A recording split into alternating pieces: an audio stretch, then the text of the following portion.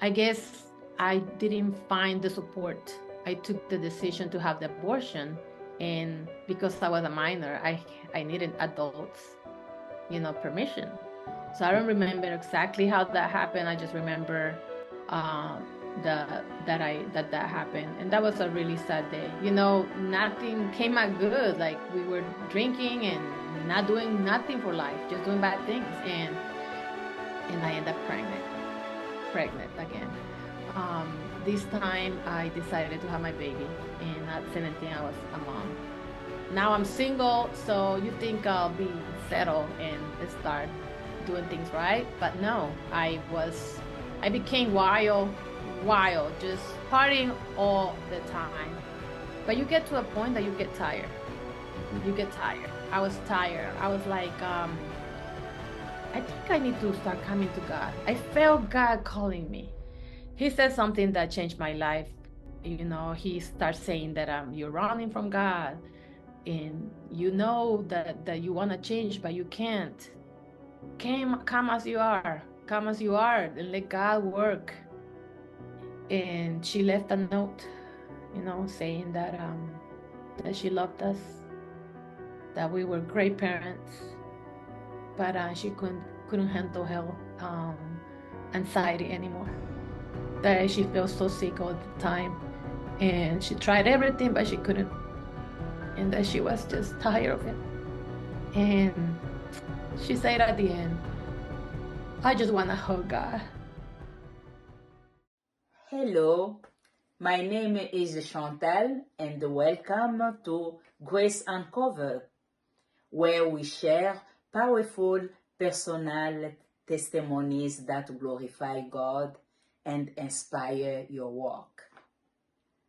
Today's testimony is especially powerful as it deals with three taboo subjects. Now, let's listen to a mother's journey through unexpected grief and pain, along with her deep faith and her hope for the future. Thank you.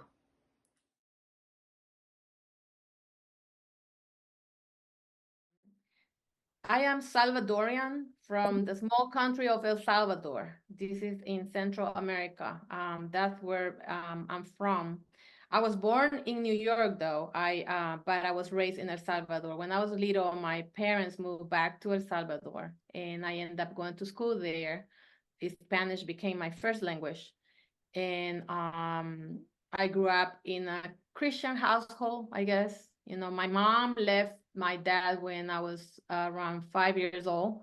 She had to move back to United States. And so when I was little, I didn't have much encounter with my mom. It was my father who raised me. And at 16, I decided to come back to United States. So the rest of my life, I've been here in United States.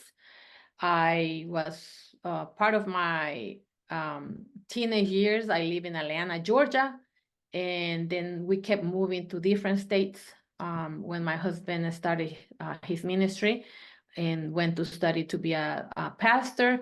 And so we've been moving, and we are back in Georgia, but now we live about 2 hours from Atlanta. It's a small town called Warner Robins. Werner Robbins. Warner Robins. Yeah, very small town, very cute. Not a lot of traffic like in Atlanta, not at all, not even comparing to the traffic they have over there. So we're happy here for now. If there's if happiness exists, I guess, but we're comfortable where God has us. That's exactly where we want to be right now. Right. Can Yeah. you tell us a little bit about your childhood and growing up? Well, my childhood was a little rough. Like I said, my mom, for reasons life had moved out. They didn't have a very healthy relationship. So my mom had six daughters. With my dad, she had four, and she had two girls before she met my father. So she had to take that decision of leaving my father and leaving her children, right? Because we didn't have communication like nowadays, right? Didn't exist in El Salvador. Having a phone was for people who had money, and we didn't have that luxury. So I was a little kid, so I didn't have that communication with my mom that I am pretty sure she would had if she had the way to do it. And my mom moved to here, United States, with the purpose of coming to work and bring us back, but things went different way. The enemy was working hard to separate them, and that's what happened. My father started raising us, 4 girls. I was 5. My oldest daughter was 6, and the other 2 were 3 and 2 years old. So my father, he did what he could. However, the economy was really bad. We end up having a huge earthquake in where we live. It was like 7.8, I believe. So it destroyed almost the whole entire city of El Salvador. That was back in the 80s. And my dad took the decision of moving us to a small town an hour away, and we moved there. It was that very drastic change because there was no electricity, no water, and we didn't have the luxury anything compared to what we have in the United States, or even when we live in the city of San Salvador. Everything changed. Right, right. And because of the circumstances, my dad became a very like abusive person, like all these, I guess, heaviness and stress that he had, we will pay for it. And he was a single man. So I imagine, it was a lot put on his shoulders, not saying that it was right. But now as an adult, I understand a lot of what he struggled. He struggled with his temper.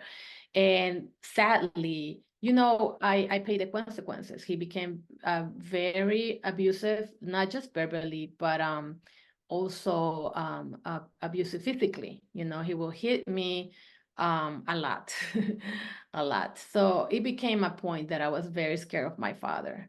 And I still love my father, but that was back then. And so my childhood was a little bit depressing, and because we lacked a lot of the luxury, I guess, that human wants wants to have. And when I say luxury, I'm talking about simple things like running water, electricity, stable house, and we Right. didn't have that. Or even, the having a decent meal every day. It was tough. When I was in my 13th, I guess, I had a lot of responsibilities. My dad married again. This woman was very young, and my dad was already an adult, like in his late 40s. And she kind of became like, now I think ages, I'm like, man, she was my sister more than a stepmom. Right. And she had a lot of responsibility and had more children. So our home became really big because she also brought children, and with no stable economy, things got worse. So I had the responsibility of being not just the person that was responsible for taking care of the children, but also responsible of, preparing meals or cleaning the house, taking everybody to school, getting them ready. And I was only 11 and 13. At 13, I was like, I'm leaving this house. Not because of the responsibility that I had, but because of the treatment I was having. My father was rough. My stepmom was rough.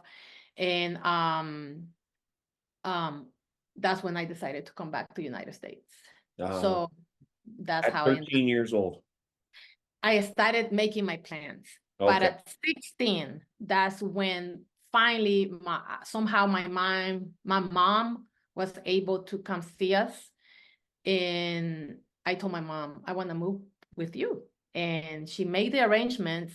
My dad did not want us to leave him. And of course, he had passports and all that, to come back to the United States. We have to prove that we can come in.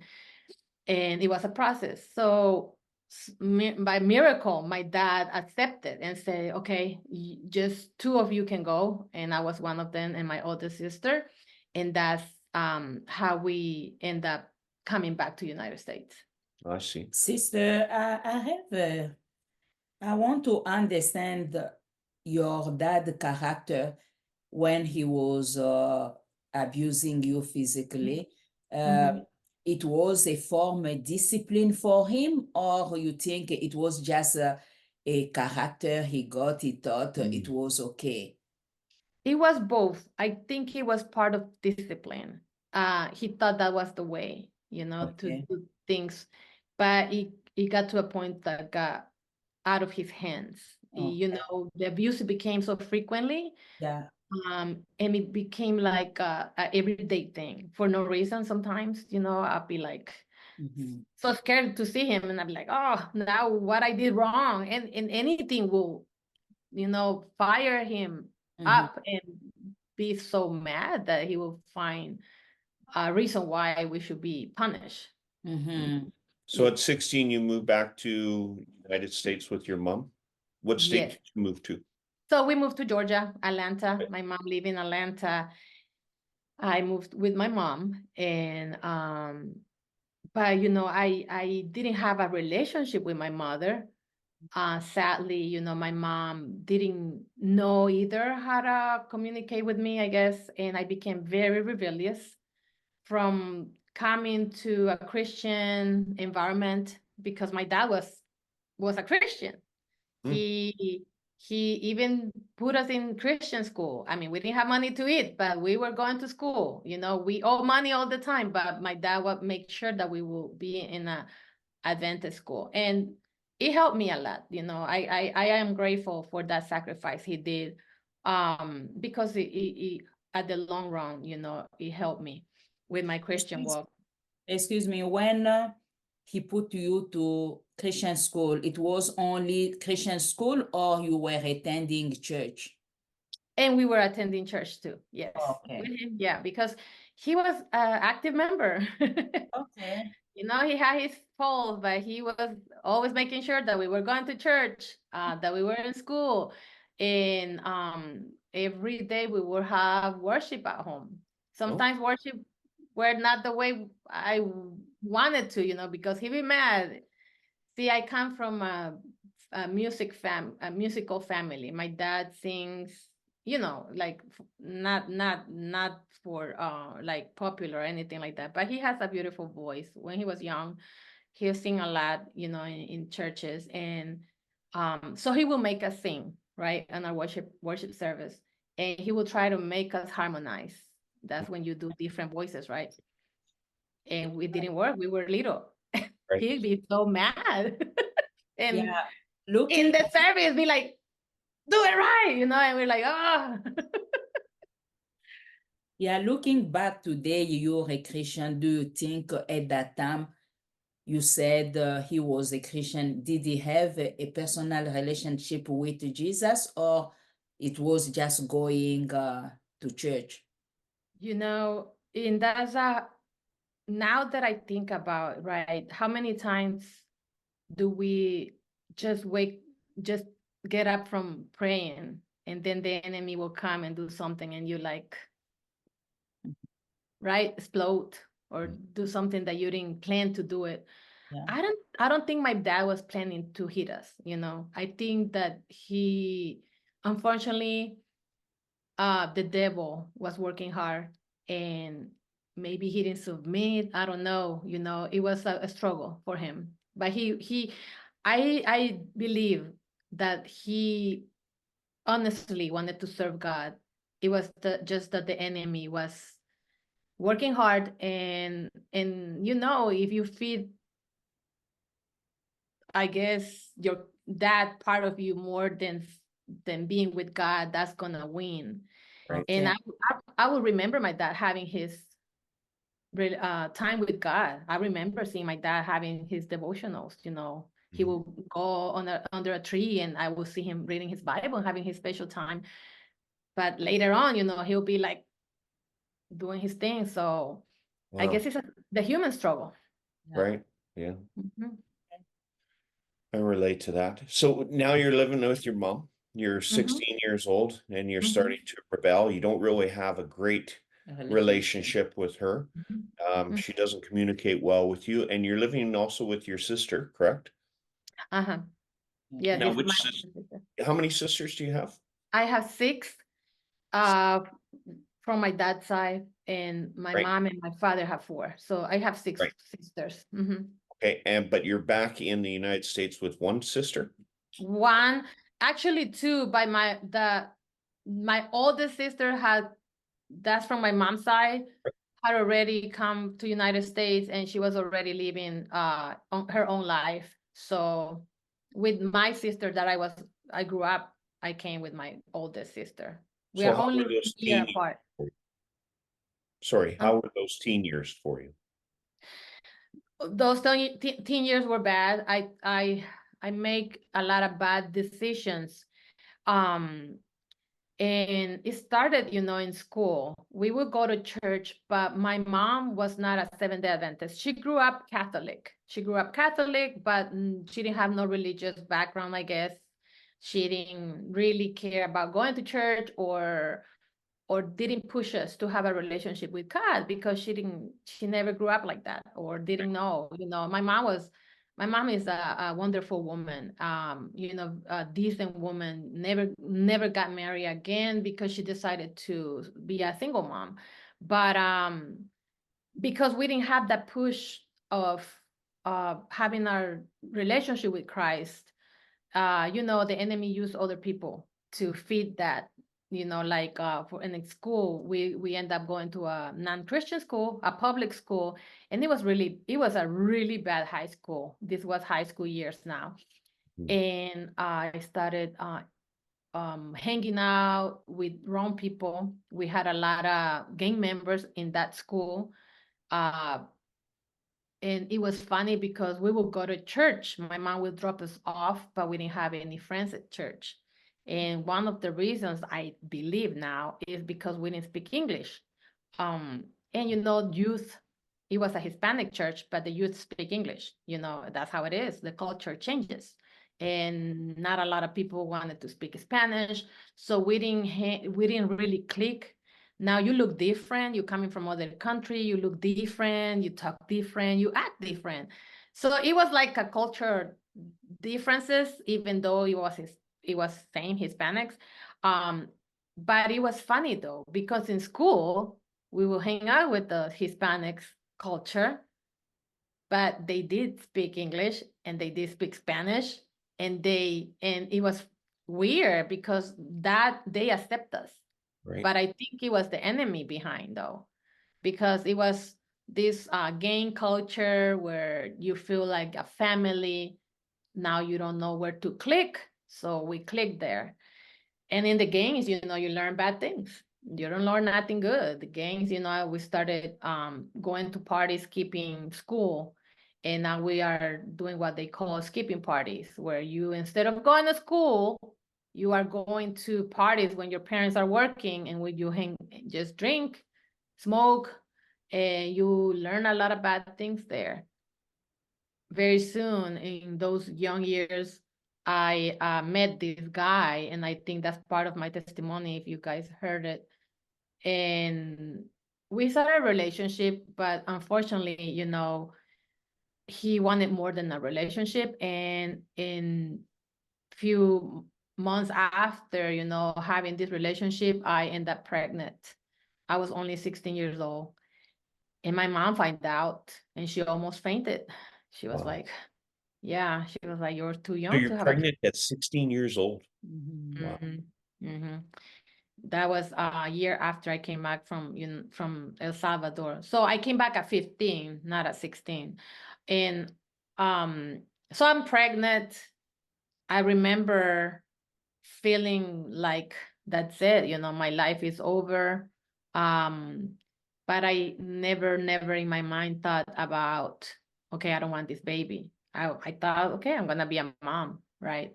Yeah. But then I had and I don't wanna point fingers, but I had a lot of people behind me, on his side and on my side, telling me what should be my decision. And the decision was, you need to abort this baby. Really? So I, unfortunately, and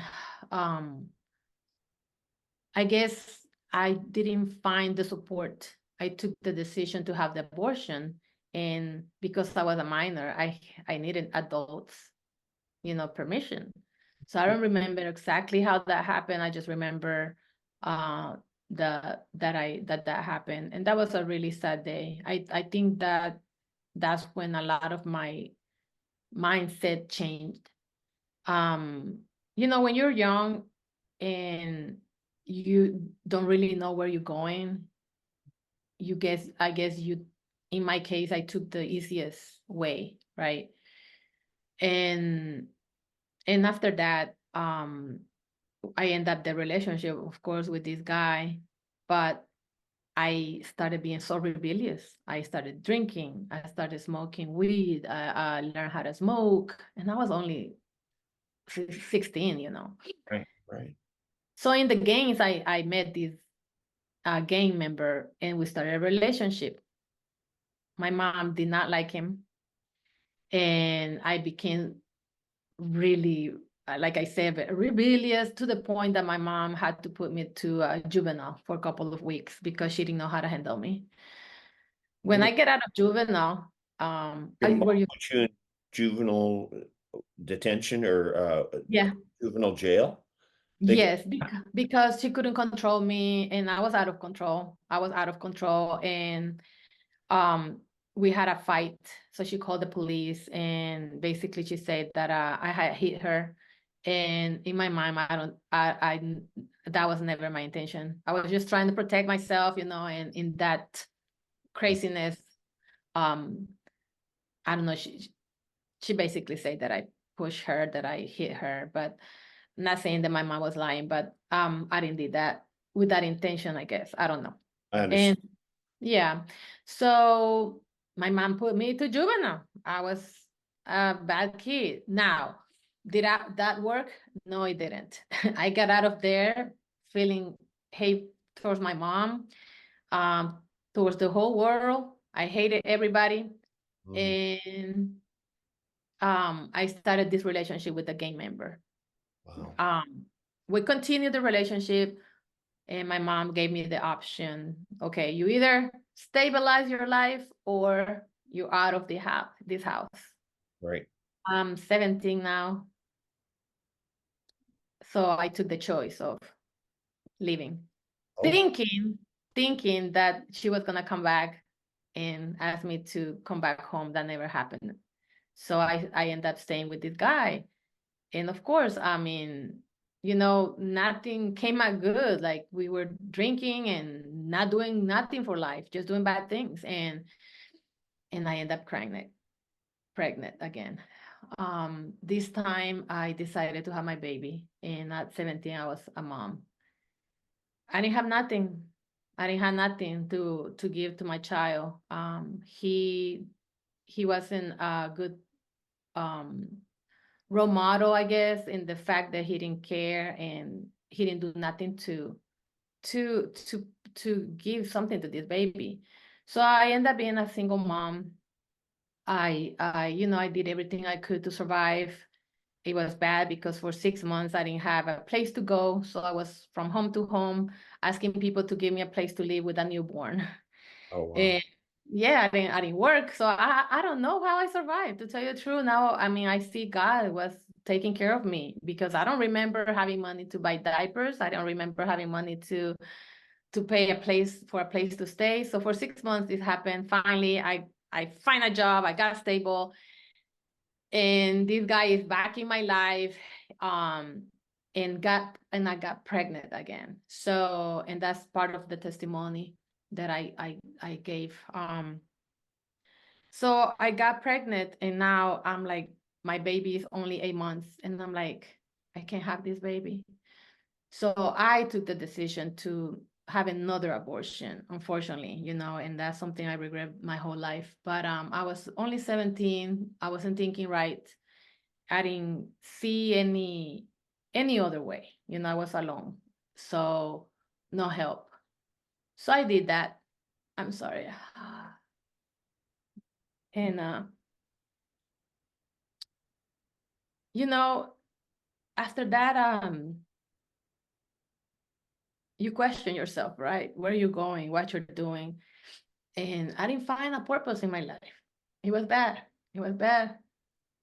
But I remember one day, and this is going a little forward, you know, the devil will always come to me with that and putting that in my thoughts, like, you done this and it's so bad, right? And so wrong. And my life was so wild for a while. And I asked God one day to please forgive me for doing that, you know, for not having my babies. And even though I wasn't even following Christ, I haven't surrendered my life to him completely. That night he forgave me. I felt it. I felt that he told me that he was forgiving me. And I promised him, I said, Lord, if I ever had another child, I'm never doing this again. I'm never gonna do this again. It doesn't matter how this child is coming to this world. I am gonna make sure that, you know, I will do the best to be that mom, you know, that this baby deserves. So anyways, going back to having Xinia, that's her name, my oldest daughter. So now I'm working, I'm trying to be stable. Mhm. I'm 17. I leave the relationship with the gang member. I stopped that relationship, but the enemy sent somebody else, and this guy was a drug dealer.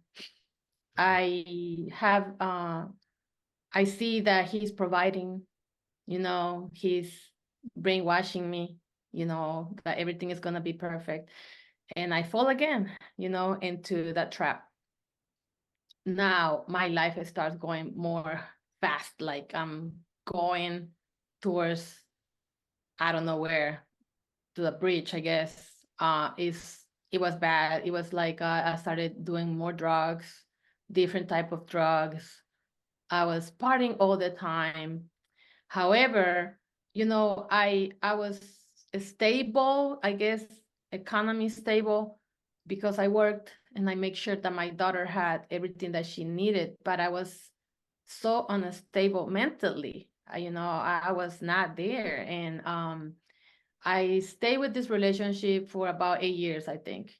And Wow. he became very abusive. And I forgot to say, when I was with the other relationship, he was very abusive, verbally and physically abusive, to the point that when I was pregnant at 9 months, he hit me, and that was when I said, okay, I need to end this relationship. And it took me, you know, a few months to end it up, but to end up that relationship. But now I am with this drug dealer. He started showing his colors. He was abusive verbally and physically abusive, like really bad. Like to the point one day he was choking me because he was extremely jealous. So he would punch me in the face, you know, my nose would bleed or leave me marks, and I never called the police on him, because you think you love that person, and I thought I would never survive my life without him. Right.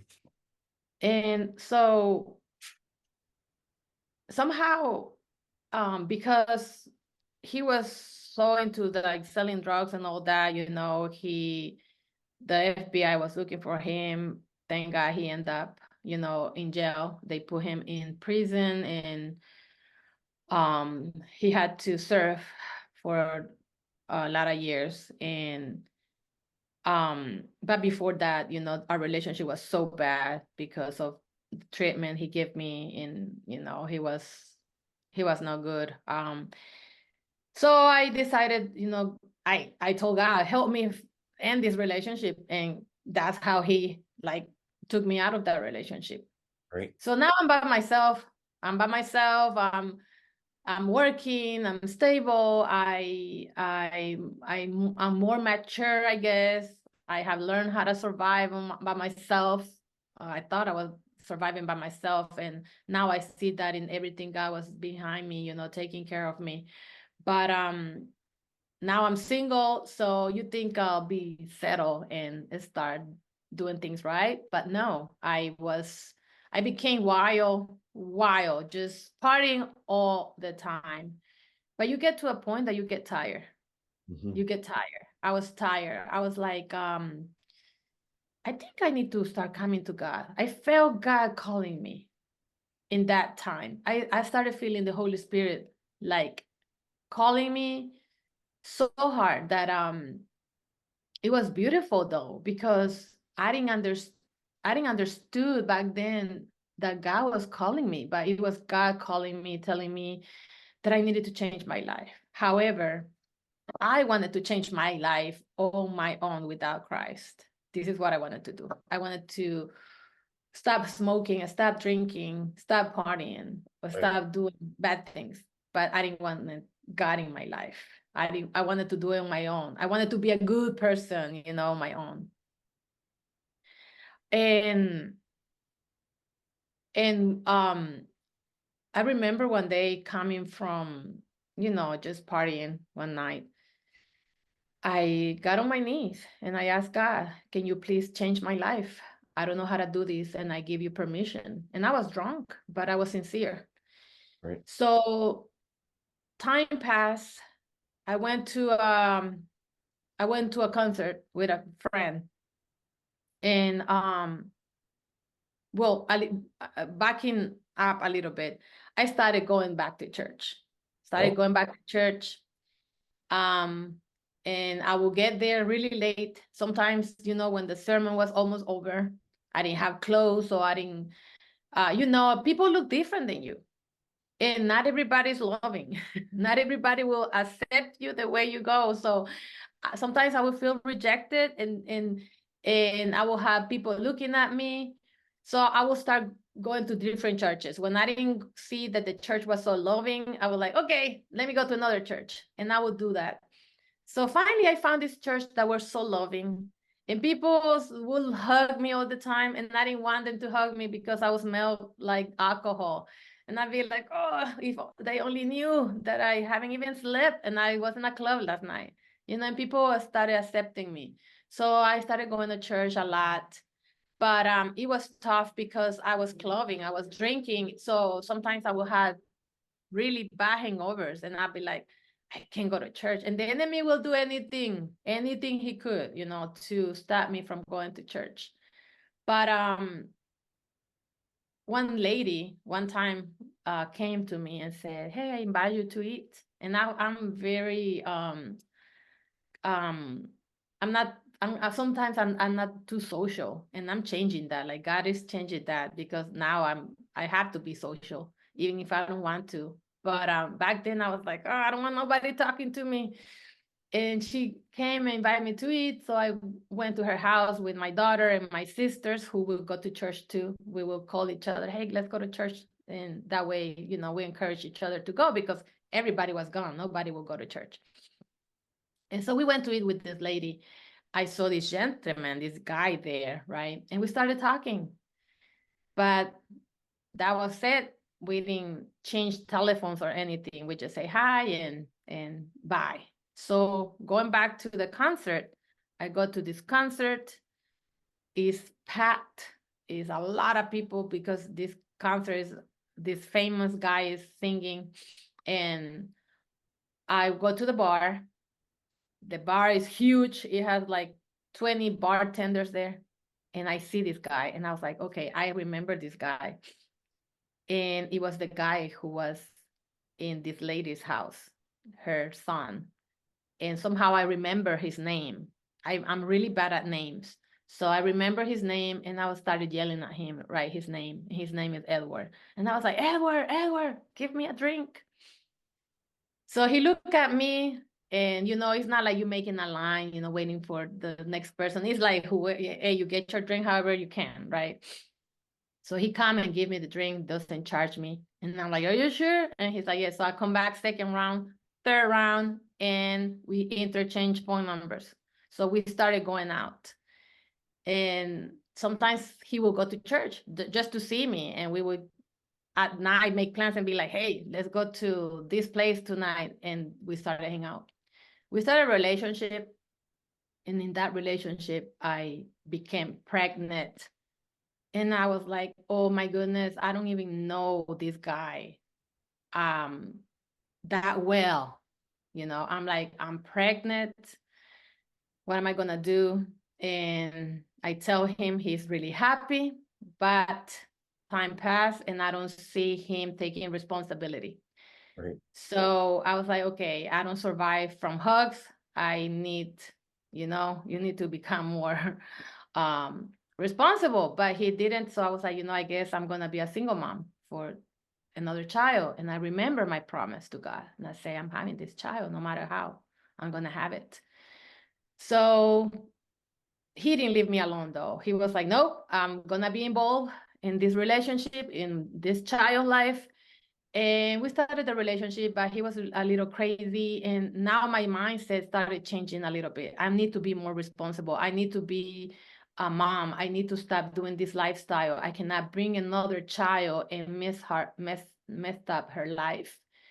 And all this is happening. I'm living my wild life. I'm in church, but I'm just attending. I'm not like a Christian, right? I have not surrendered my life to Christ. Right. And my daughter is born, right? Her name was Valeria. She's born, and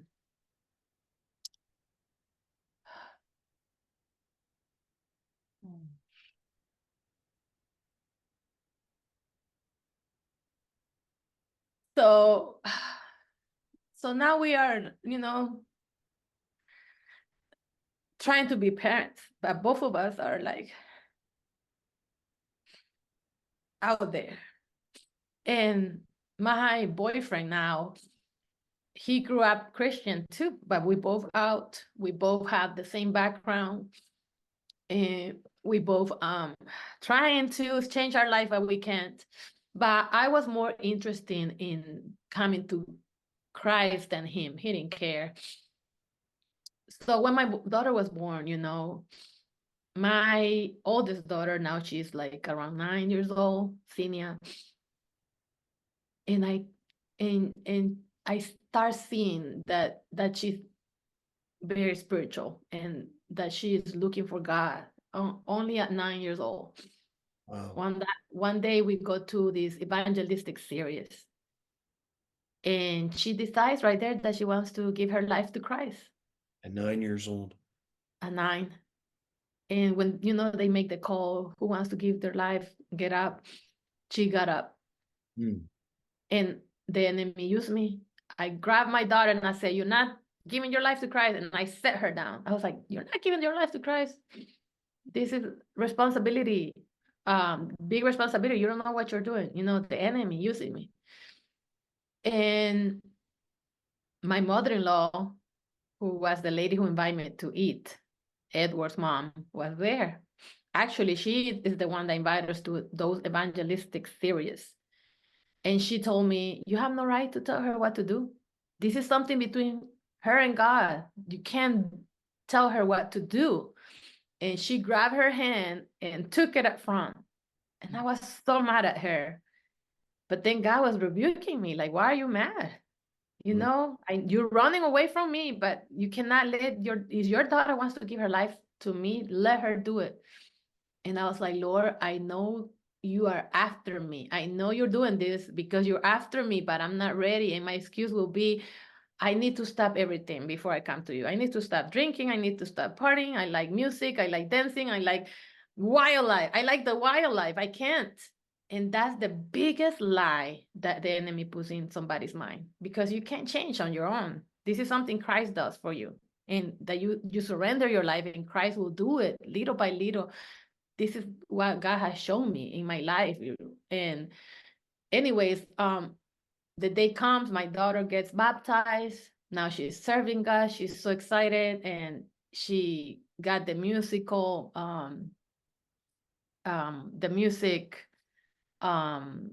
gift, I guess, and now she's using it for the Lord. So I see in her change, and God is calling me. She's playing music, Christian music that we don't hear at home.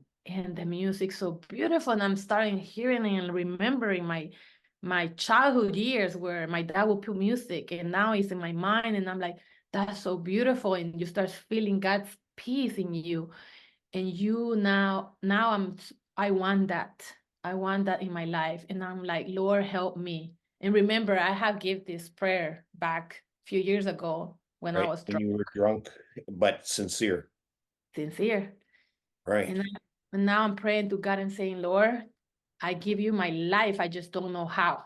Do it somehow. Like, change me. I don't want this life for me or my children. And I got invited to evangelistic series. Yes. I gotta ask, so do you Yeah. think this moment that takes you back to that day that you were drunk but sincere and praying to God, and now you were sincere and drunk at that time, but then you walked away, and now you're about to make a change again, and it brings you right back to where you were that day that Yes. prayed that prayer?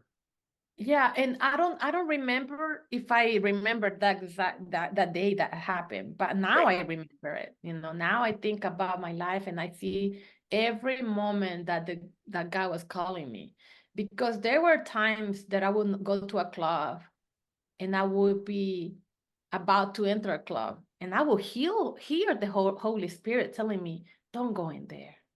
What are you doing?" And I remember one particular day I told the Holy Spirit, I'm sorry, this is stronger than me. Because I felt sad for going inside, but it was stronger than me. The human sinful nature wanted to do sin. And I remember times when I would be inside the club, opening a beer and hearing God's voice saying, do not drink that. You know, that's not for you. It's bad for you.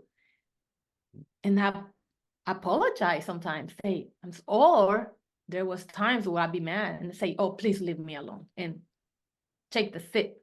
As soon as I take the sip, the voice will stop. It's a battle, you know, it's a good and evil battle still there. But I see my life, God never left me, never. He was always all the way, even in my sinful moments, he was there with me. He never gave up on me. So going back to my daughter getting baptized, now she's leaving for Christ. I go to this evangelistic series that my mother-in-law invites me. So I go, and I remember something that I keep remembering that I will never forget. This evangelistic man, who is a man of God, he's really old now. It makes me sad because he's one of those men that God, you know, that God uses. And it's just few of them now. But anyways, he said something that changed my life. You know, he starts saying that you're running from God, and you know that you want to change, but you can't.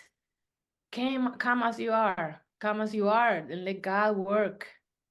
And when I heard that, I was like, okay, so all that I had learned when I was little, that you have to be good before you come to Christ, you know, that's a mindset that a lot of people have.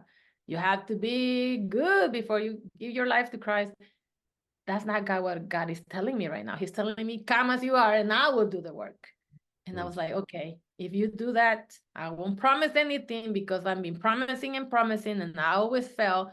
I'm gonna let you do the work. I didn't even get up to the call because I couldn't get up. I felt like somebody had me in my seat and I couldn't stand. I couldn't. It was the enemy. But in my mind, I gave my life to Christ that day. I'm not gonna, God was after me after that. Like the Holy Spirit kept telling me, surrender your life, surrender your life. And one time at work, I was at work and and that was in my head. Like I felt like it wasn't even real. I felt like I was floating. I felt weird. I felt like something came to in my being and was like just telling me, you need to give your life to Christ today. And I was like, like just looking for excuses, like how I'm gonna do this. I'm because I had a problem with alcohol. I was an alcoholic, and I was like, I'm an alcoholic. I'm not gonna stop drinking. And he's like, surrender, surrender, surrender. So I called my mother-in-law, and I tell her, I think I want to give my life to Christ in this evangelistic series, but I need to do it today or soon. So immediately she called the pastor. We do 3 ways, and the pastor doesn't want to baptize me. And I understand the reason behind, but however, the enemy, again, right, trying to block and put things on my way. And the pastor said that I wasn't married, that he couldn't baptize me because I was living with my boyfriend, And I was like, you know what? I understand, that's true. But baptize me, and I promise you, he's leaving my house today. He's not gonna be sleeping with me anymore. He's out. And he didn't believe me. He's like, no, but I'm like, it was a risk. And I'm like, you don't understand. If you don't baptize me, I felt like that was it. And this is not something that I know for a fact, but I'm just for my experience, I think and I feel like God was fighting my eternal life at that moment with the enemy. I feel there's moments where God says, this is it, and the enemy is also fighting. She belongs to me. She belongs to me. And God was fighting for my life at that moment, like saying, Xinia, today is the day. So the pastor agreed and say, okay, I'm going to baptize you, but you need to marry soon. And your boyfriend cannot be having sex with you, right? Because now that's a sin. And I understand, I was like, yeah, I understand. So I don't. Okay. I'm sorry, yeah. I don't. No, So God that's is okay. telling you, come as you are, and the Yeah. pastor saying, no, change first.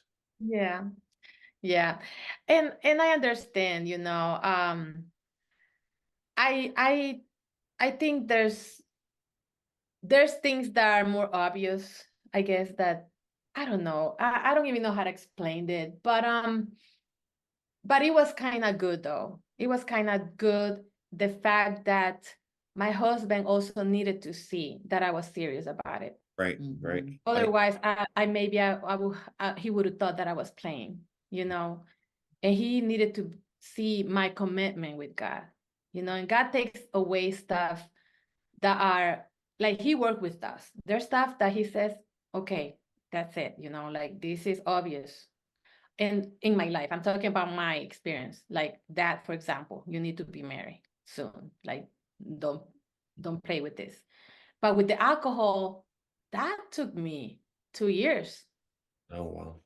Yeah, to become completely clean, and other stuff, and God is still working with me. There's stuff that I'm like, Lord, help me, So God works with us little by little. But I think for me at that moment, God was asking me to stop that relationship. And it's either him or me. And sometimes God will say that, like maybe he's an idol. It's either him or me, choose who you serve, right? Right. So I have a couple questions. I didn't have a chance. no, yes, If we can go back. yeah, Earlier you said my mother-in-law. So when you said my mother-in-law, you were not married yet. no, no. Okay. So my boyfriend's mom at that time. Boyfriend. Okay. Okay. And the second question is about the first pregnancy. Because I'm curious, as a mom, as a parent, you're 16 years old and you're pregnant, and they were abortion, all of that in that small body, that small mind you living that. Can you tell us a little bit, when you think about that, how that affect your mental health? Well, I probably didn't realize the effect that I was having at the moment. At the moment, you're 16 years old, you're just living the moment. That's how I was living it, like the moment. Okay. I don't have this responsibility on me anymore. And because I was living a wild life, I felt like they took something out of my shoulders, like, okay, I clean my hands. That's exactly how I saw it. But inside of me, I mean, I was hurt because I knew I'd done something that was bad, that was unfair for the baby, and also that gave more opening for me to keep sinning and to make it okay, and look for excuses. So mentally, yes, it did a big it messed up my mind, because now I feel, the sin, what the sin does, that you've done is bad, and the enemy is so good at putting stuff in your mind, like, see what you did. He makes you do things, and then he comes and tells you that what you did was wrong, right? Right. So mentally, I know I'm feeling guilty all the time. I'm Right. feeling dirty. I'm feeling like I have no value, So it did mess up my mental health. Yeah, and all of those pregnancy, were you drinking when you were pregnant? You know what? It's funny because I will stop. I will stop drinking. And with the 2 pregnancies that I did the abortion, it was in a very like I didn't wait until I was like prolonged, right? I wasn't like 3-4 months pregnant. It was like in the first weeks. So I felt like I had the permission to do it, because according to my mind, there's not a completely life, which I see it differently. And that can be a debate for some people. And I'm not here to debate with nobody. But in my mind, I was like, I knew that was a life since day one. So, but back then, I wanted to feel better, thinking, okay, it wasn't a whole pregnancy, I guess. Right. Yeah. I Yeah, get that. and my last question is about when you made your daughter sit down to not get baptized that day. I know we all, when we were young Catholic, they tell us, you need to do this, you need to be better before to go to God. But now it's about your child. Mhm. Can you remember why you were worried about him, her? Responsibility. The responsibility. Because I started thinking about, okay, now I need to go to church earlier. Now Oh, I need to bring her yes. to church. Oh, Now I need to change. Now I can drink around my daughter. This is all I'm thinking. So I wasn't worried about her changing, but me changing. Okay. okay, so yeah, thank you. Yeah. Oh, you're welcome. So going back to Alcohol. No. That is what he the was No. saying. No? No, she was talking about after that she had made that commitment to the Lord. Okay. Oh, well, yeah, I didn't get up. I didn't get up, but I did my commitment in my heart. And the pastor, we called the pastor. The pastor said, that I have to get married, and he set up a date. I don't remember exactly if it was that same day that I got baptized or the next day, but it was like this. Oh, Yes. really? Yes. And my husband, he worked as a bartender in this huge place in Atlanta where a lot of big artists will come and do concerts. So he will find ways to, he will give me tickets for free, so I can go and look at these artists. And there was this artist that I always wanted to see, and he was coming to town. And my husband tells me, because I tell my husband, so I'm committing my life to Christ and I'm getting baptized. And he's just looking at me like, oh yeah, like whatever. But hey, just to remind you, I have tickets to go see this to this singer. And it's my mind now, or like, oh wow, I wanna go see him. But I already committed my life to Christ. I'm not baptized yet, but in my mind, I already committed my life, right? Right. Right. And God gave me the strength. I said, you know what? I'm not going to that concert. I'm getting baptized. And he's like, oh, it's okay. Like, go to the concert, you're getting baptized the next day. Like, it doesn't matter. Like, nothing is gonna happen. Like, God knows. And I'm like, no, I gave my life to Christ already. I'm not going to that concert. So, and I knew the environment was bad. So, and you know, I'm not saying it's good or bad to go see singers. I'm not here to say that. For me, it didn't bring me closer to God. And I know these people were worshiping, not worshiping God, you know? So, um, so the day came where I had to get baptized. It was the most beautiful day. It was weird though, because these evangelistic series were televised in Adventist channels. And the pastor told me, well, you won't be able to show in the TV. And I was like, I don't care about showing the TV. I just want to get baptized. And he's like, yeah, but we already have the people who are going to be baptized and be showing the TV. And because of time, you won't be able. So we're going to leave you at the end when everybody leaves. I was like, fine with me. I don't care. Just baptize me. And if you don't baptize me, I find somebody who do it. So no, the pastor did it, and you know exactly everything was at the end. Everybody was leaving, and I come to the baptism, and he just made the announcement: "Hey, this is not wasn't planned, but we have somebody who's giving their life to Christ, and if you want to stay and see it." And everybody was like, "What?" Everybody was happy because everybody knew my lifestyle. So when they saw me, some of them were like, "Wow, praise God!" You know, it was beautiful. I got home and I told my boyfriend, still boyfriend, you have to move back with your whoever, I don't know, dad, mom. And because he had moved in with me, you know, he didn't have a place anymore to stay. He had his own place, but now he doesn't have a place, but he went back and lived with his mom, I guess.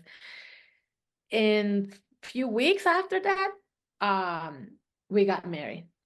We didn't have any ceremony. We just went to court and I bought my cute dress, got married in court, and then we went to eat to a restaurant, and that was our wedding. We had no money, so we didn't do anything. Right, right. And Sunday we been married for 18 years. Congratulations. That's Yes, great. thank On you. Sunday. This coming Sunday, this coming Sunday, yeah, we're gonna celebrate 18 years married. We never had a big wedding, but that's okay. God is still blessing our marriage. You know, We something I got noticed that married. you said, sorry, Huh? but it's something I noticed that you said Yeah. is when you were talking about the guys that you had Mhm. mentioned, I met this guy, I met this guy, I met this guy, I met this gentleman. Yeah. It's interesting Ah. that Yeah. you commented Yeah. that he was a gentleman. The Yeah. way you spoke about him, Yes. I was I was saving that because I wanted to see how things turned out in your testimony because you called him a gentleman when you mentioned that you met him. So Yeah, even though the mother-in-law, it was my boyfriend mom, but she didn't say that. She yeah, my said my mother-in-law. mother-in-law. Mother-in-law, yeah, she Yeah, became a that mother-in-law. show the love and the respect. That's Yes, beautiful. yes. Yeah, and we got married in May too, May 27th. Really? Yeah, Yes. 27? Yes. Ah, yeah. that's One my year. sister's birthday, the Oh, 27th. Yeah, nice. I'm gonna remember now. How many years? 1 year coming up. Really? Well, congratulations. So thank you. beautiful. So So we baby. beautiful. Yeah. And for eternity, right? Yeah. Mhm. Okay, so you get married. So I got married. We went and got married, and now he's back home, and now I'm living my Christian life. I'm on fire for the Lord. I'm working, doing, you know, like music is one of my ministries that God had blessed me with the music gift, and I just started using it for the Lord, right? I told God, and this is a testimony, because I smoked so much, my voice went away. Like when I was in the world, when I was little, I remember being 4 years old. That was the first time I sang in the church. And I kept singing, singing, singing. When I went to the world, God took that gift away. I couldn't sing, not even happy birthday to you. My voice, because I smoked so much, got ruined. When I came to Christ, I told God, God, give me that gift again, and I'm gonna give it for you. It's gonna be used for you. And I'm not saying that I'm like, oh, this greatest singer, right? But I'm saying God gave me that gift to glorify his name, and I'm using it. So when I came to Christ, I started using it, and I saw that God gave me the voice again. So I started using it. I started working with youth people, and but my husband was not converted. So my house became like a battlefield. We fought all the time. It was bad. Like I couldn't take it. Like it was really bad, and because my husband's background, he had a strong temper, and he was also smoking and using drugs, and he was partying all the time. I was always feeling drawn. I mean, like, I was in my process to getting clean, but because he was living this lifestyle, it was really tough on me. And I will invite him to church, but he will never come, or he will drop there at 12 when everything was over. He would go there just to talk with everybody, never pay attention to the sermon. Coming back home, he will be playing this ungodless music, and I'd be like, I can't continue my Christian walk. So I told God one day, because things were bad, like really bad. I told God one day, but he was never physically abusive. But I told God one day, I can't live with this guy. I feel like he's gonna come to you, or I'm gonna go back to the world. And I can't do that. Like, I don't want to go back to where I'm coming from. And this is so bad. So you either do something, Lord, or I'm gonna have to do something about this. That's what I told God. And one day this is a person who I met at church.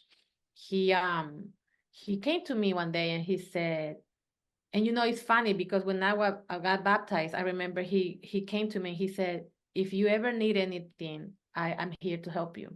And he became like my mentor. So one day he came to me, he's like, Xinia, I know things are not going great in your marriage, but have you ever thought about fasting and not praying for your husband? And I was like, I do it all the time, but this guy is not changing. And he's like, how about you fast and pray?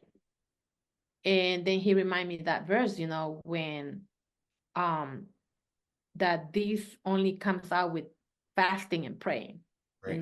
I knew my husband was dealing with a bunch of demons, because we all do. When we out there, demons take over our life. And I was like, how do you do this fasting? I never done it. I remember doing it little. My dad just make us go hungry all day, and we didn't know what we were doing. But I understood, the meaning of fasting. So he told me, there's different ways. You can fast for music. You can fast for TV shows, or whatever you think is taking you away from God, or food. You can fast with food. So we can do just one meal a day and pray, pray constantly in your mind. Pray for your husband, that you want your husband to be converted. And we did it for 40 days. Oh, wow. And at 12, we will pray together in the phone for my husband, eat one meal, and then to the next day, do it over and over. But the whole day, in my mind, I was wrestling with God, fighting for my husband's eternal life. We did these group meetings at home, and the purpose was for my husband to come, right? You come home, you invite people. It can either be people close to you, your neighborhood, or so we called that group. I forgot the name. What did I just say? My mind just blank. Group meetings or home meetings. We call them care groups. Okay, care groups. Yeah. And that works. But my husband did not want to attend one. And yeah, so one day I called my husband. It was a Sunday. I'm like, I don't even know where he is. And our meetings are coming to an end. So I call him and I invite him to come that night. And I was like, hey, my fasting is almost coming to an end. So I tell my husband, hey, you want to come? We're going to have them tonight, blah, blah, blah. And I hear in the background a lot going on, a lot of people partying, laughing, and I know he's like having fun. And he tells me he's in a restaurant and he's watching the Super Bowl. So of course he's not coming home. he's into sports. So it's the Super Bowl, for a lot of people, that's a big deal. Mhm. You think he's gonna come to my meetings to pray? No, he's not. So he apologizes and he says, oh, I don't think I'm coming. And I just pretended I was fine. But as soon as I hang up the phone, I was so discouraged. And I was like, I started fighting with God. I was like, this fasting and praying is not working. He's not changing. He's never coming home. He's always late. He's always drunk. And I start listing all the bad things he's doing, right? He's not helping me in my Christian walk. I cannot do this anymore. I ask you, God, that if you were gonna do this, but because I don't see the change, I'm gonna have to take over. I'm gonna have to leave this relationship because that's it. I can't deal with this. Wow. And I cry my way to home. He never showed up. He came home, I think like 4 a.m. I didn't talk to him. I felt like God said, don't say anything. And I had get up that morning at 4 to do my devotional, study my Bible. And I just look at him and pretend like I didn't see him and continue doing my Bible study, right? He went to work all hangover and drunk. And that night we had our meeting again and he stayed. That was the end of my fasting. And he stayed that day. And I'm like, okay. So at the end, he wanted to give a testimony. He said, I don't know what happened today, but on my way to work, he said that God spoke to him through a very weird way. But I'm talking about a guy who had zero spiritual mindset, like zero spiritual stuff in his mind. He didn't care about spiritual things. Mhm. Now he's talking and saying that God has spoke to him through a song. He said that he started feeling so like guilty about stuff. And my husband never heard Christian music. He went, put gas, went to the gas station. When he came back, his radio had changed to a Christian song. Yeah. And he kept fighting with God about his spiritual life, about his friends. How I'm gonna live this? This is not gonna work. And the song goes, it keeps repeating, let go and let God. Everything will say, let go and let God. That's one of my favorite songs. And he gave his life to Christ that day.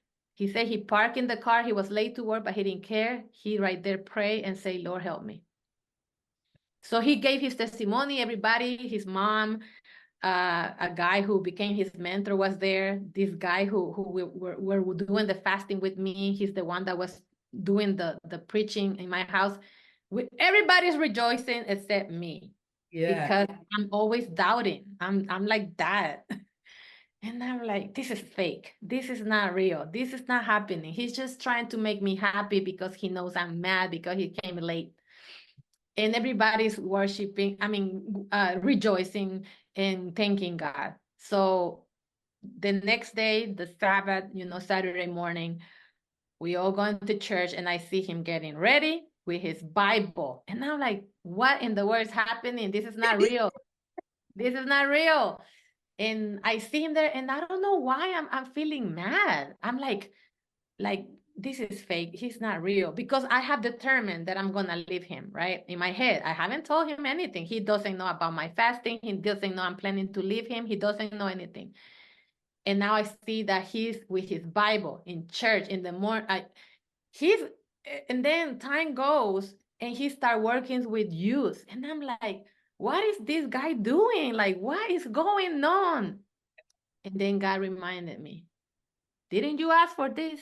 Yeah. You were asking for this. Like, your fasting and your praying worked. And I was like, oh, I have to ask God for forgiveness. I was like, God, thank you. Thank you for answering my prayer. So now, you know, we both on fire. My husband starts the homeless ministry. He's working with you. I'm working with youth. I'm involving music. We just working for God. So he made a complete change. So he was Yes. working at a bar. Is he still working at that same bar doing that? After working from bars, he worked on bars, and then he was working as security in nightclubs too. He left the jobs. And that's another testimony of how God opened doors for him on jobs that he wasn't even qualified. He had an amazing job, but then in this time, right, God is blessing us. God calls both of us to go into ministry. And in Adventist denomination, you have to go to school to be a pastor. I mean, there's pastors who are pastors because they have been committed, you know, in working for God, and they make them pastors. But almost 90% of pastors have to go to school. So we were like, that's a big change, you know.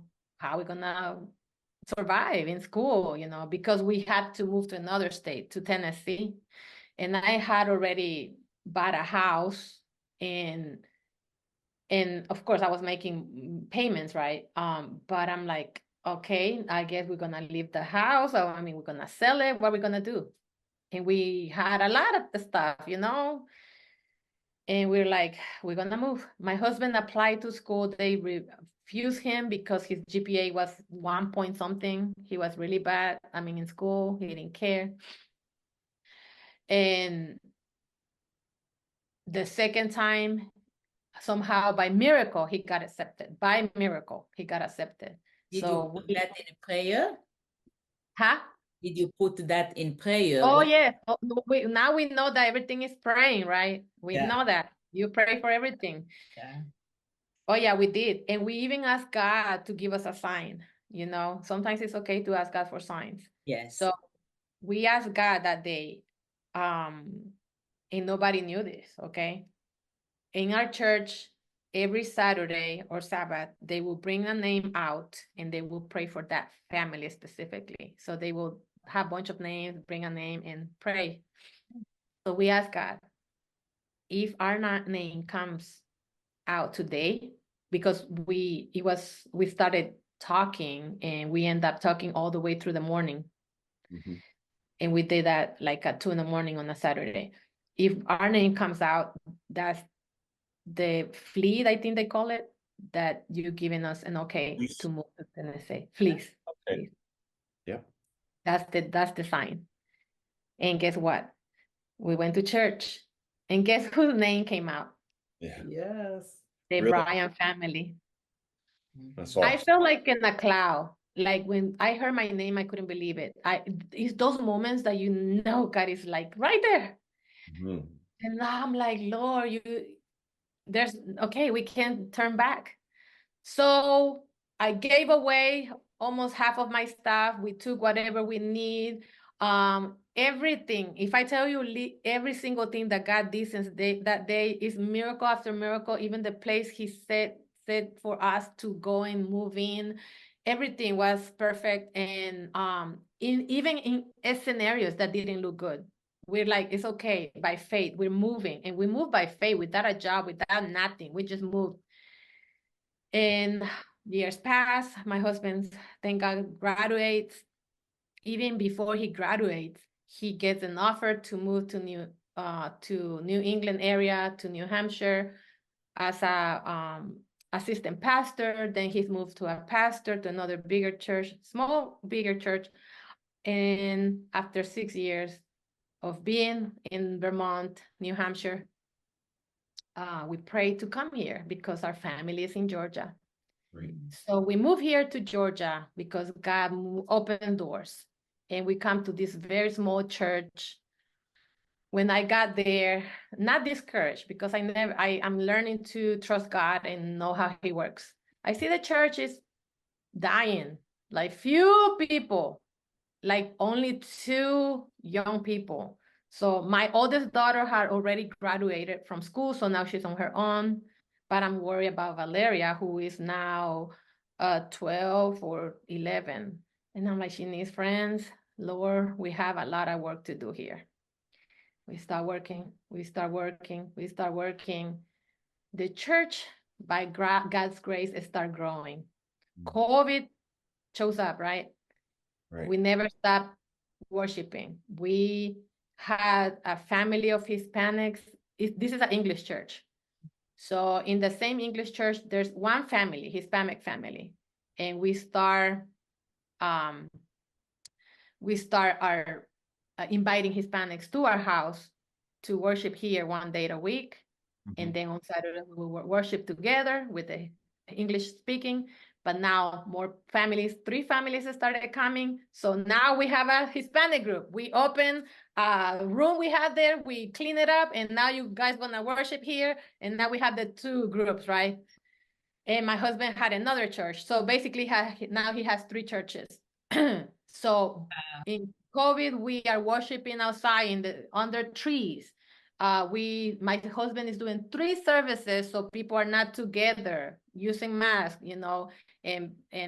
but we never stop. Like my husband's like, we can't stop, otherwise this is gonna die. Right. So church people started dropping, like people just started saying, hey, I pray and God has sent me here. And we were like, praise God. And because the church was so, now it's grown and we don't fit in the church. And we have a lot of youth now. And my daughter, Valeria, also, God gave her the gift of music. She learned how to play the guitar. She was playing the violin, the piano, the ukulele. She's using all these instruments for God, but she didn't really like being in front of people. However, she somehow use it. So a lot of youth, my daughter was, she attracted a lot of youth. So we have so many youth in our church. And my husband is like, I feel like God is telling me that we need to move to another building. And he started looking for buildings. And to make the story short, by not coincidence, because there's no coincidence, our church in front was for sale, but we couldn't afford it because they were asking for an amount of money that we didn't have. But my husband, because he's outspoken, he's not shy at all. He asked them for half of the price. Oh, wow. And they say yes. Oh, So from 2.4 million, the church now they selling the whole church. The whole is, I think, 15 acres with 2 buildings in the same property. They have 2 buildings, everything for 1.5. And my husband told them, you need to leave everything, the music, instruments, the seats, everything in both buildings. And they agreed. Now God is opening. That came from God. That we didn't have the money. But we say, we're gonna start asking people to help us. And people did. People showed up and God opened doors. So we in the middle of that transaction. My husband is about to do all the paperwork. So going back to COVID, I started noticing my daughter suffering from depression and anxiety. And she will mention that to me a lot. Mom, I feel anxious. But I was very ignorant about the subject. Even though myself, I have suffered from depression and later on anxiety around COVID time too, but I was ignorant. And when in around May, June, July of 2023, I started seeing my daughter going back down the hill. She was very into exercising, eating healthy, a typical teenager, talking to friends. she will do homeschool 3 days a week, and 2 days a week we will drive her to Atlanta. My husband will drive her 2 hours so she can attend school in person and be with friends. And all the time my house was full of youth. Every youth from church will be here Friday, Saturday, Sunday, eating here, watching movies. We're doing all this, so our daughter doesn't feel lonely. Right. So, but I started noticing changes. Like she stopped eating, she started losing weight, like in a way that I was like, what is going on? She didn't eat. She would tell me, I can't pass the food. And I can see that she lost purpose. She just didn't want to even talk to friends. And sometimes I would find her just cuddle, in her blanket, sometimes crying. And I'd be like, why are you crying, mama? And I will hug my baby and be like, why are you crying? And she'll say, I don't know. I just feel really sad. Mm-hmm. When I was young, I remember having those moments. You just don't know, even as an adult, crying for no reason. And I started looking for a therapist. I couldn't find one therapist. And when I was little, I remember, my culture, unfortunately, and especially my dad's generation, they just speaking about depression, you don't even mention that back then. Like, you get busy and that's how you handle it, do something and that's how you gonna survive it. Sorry. And no, that's okay. Not that I have the same mentality, but I was very ignorant. So I found my baby, that she was going down the hill. I stopped working in October of 2022. That's 22. And I stayed with her and I talked to my husband. I said, something is not right here. She's just not right. But I never, never, never in a million years, I would have thought that, that she would have given up her life. And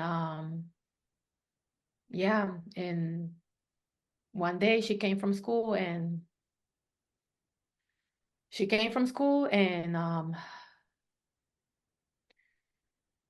and she left a note, saying that she loved us, that we were great parents, but she couldn't handle her anxiety anymore.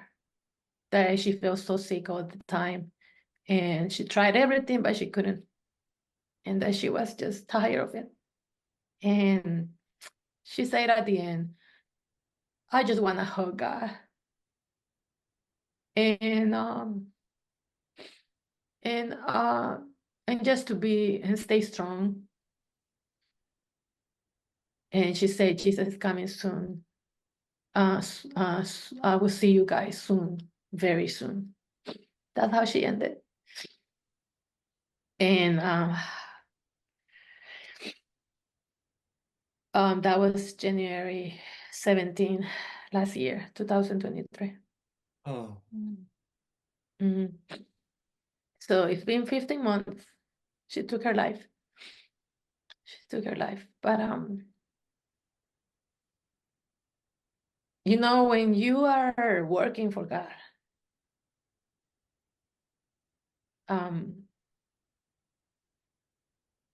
the enemy is gonna attack you, but you never think it's gonna be this way. No. So I think this is the biggest punch I have received in my whole life. But God is still faithful. And if you ask me how I am surviving this, only God.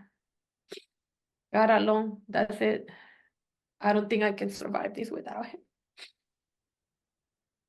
Every day I have to Every day I have to ask him for peace. Every day I have to ask him to remind me his promises, and he does. He does.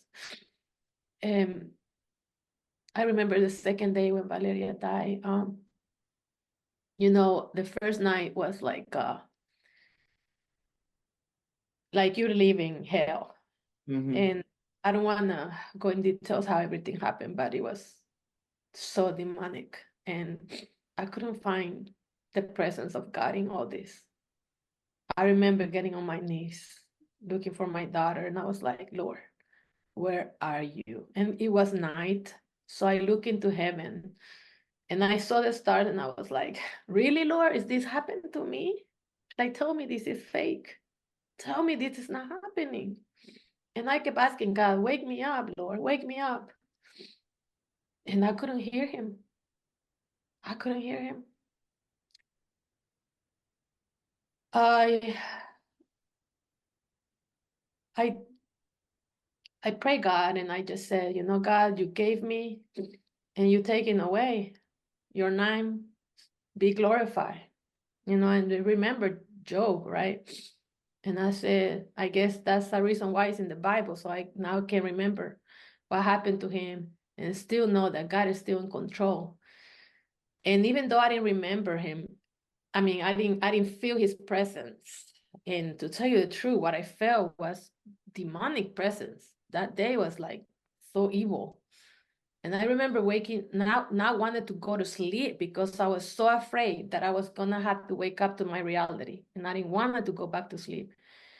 And I didn't sleep like for 2 nights. And the next day, it was like 6 in the morning or 8 in the morning. I went outside and everything was like dense of so cloudy, like what do you call that? Fog? Where you can see fog. It was so dense, like I never in my life seen something like that. And I could feel, I'm not joking, I could feel God crying with me that day. And like the whole day he made it so sad. Like he was like, I'm with you.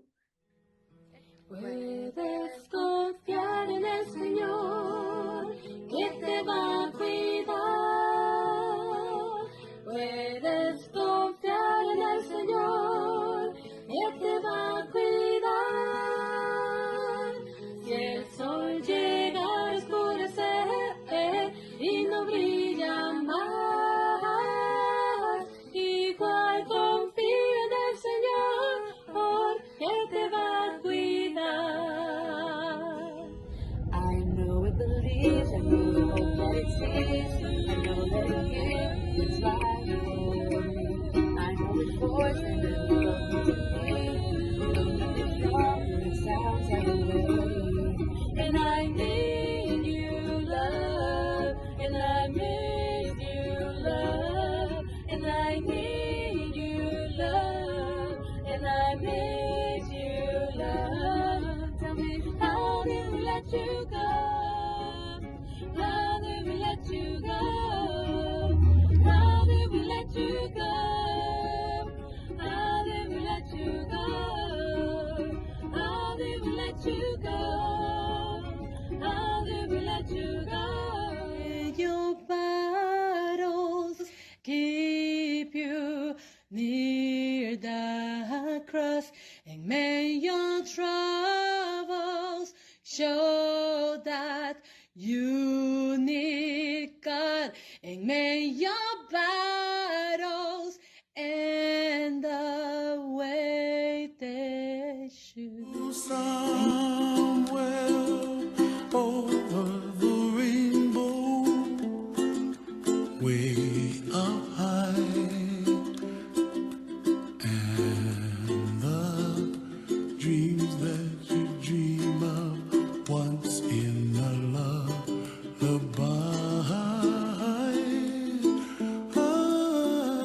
Oh, somewhere over the rainbow, bluebirds fly, and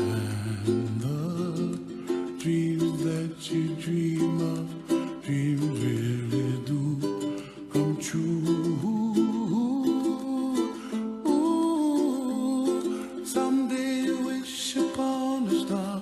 Wake up where the clouds are far behind. Be where trouble melts like lemon drops. High above the chimney top, that's where